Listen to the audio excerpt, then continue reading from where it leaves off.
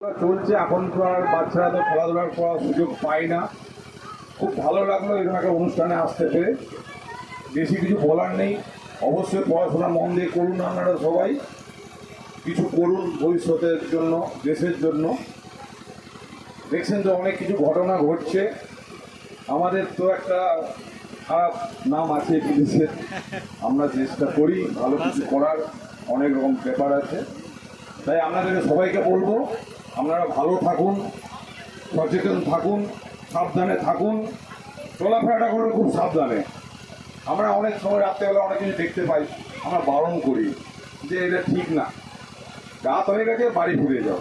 অনেকে আমরা বকি, অনেকে খারাপভাবে আমরা বারণ করি।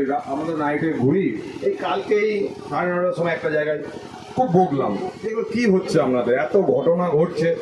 হয়তো জানবেন আমড়াতলা ড্যাম্পেও একটা ঘটনা ঘটেছিল কদিন আগে, জানেন সবাই। তাই অনুরোধ করবো আপনাদের সবাইকে, আপনারা ভালো থাকুন, সুস্থ থাকুন, চলাফেরাটা ঠিক মতো করুন, নিজের ভবিষ্যৎ গড়ে উঠুন, তারপরে অনেক সময় পাবেন। এবং এরকম একটা অনুষ্ঠান খুব ভালো লাগলো। আমি বলছিলাম ওনাকে এক্ষুনি, খুব ভালো অ্যারেঞ্জমেন্ট, একটা পিকনিকের মতো সবাই মিলিত হয়ে একটা খুব ভালো লাগছে আমার, বারবার বলছি। এই বলে সবাইকে ধন্যবাদ জানিয়ে, খেলাধুলা হোক, খেলাধুলা না হলে উন্নতি নেই।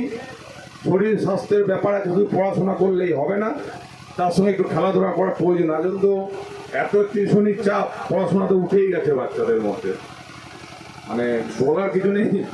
তাহলেও বলবো এই ফাঁকেও একটু খেলাধুলা করতে হবে।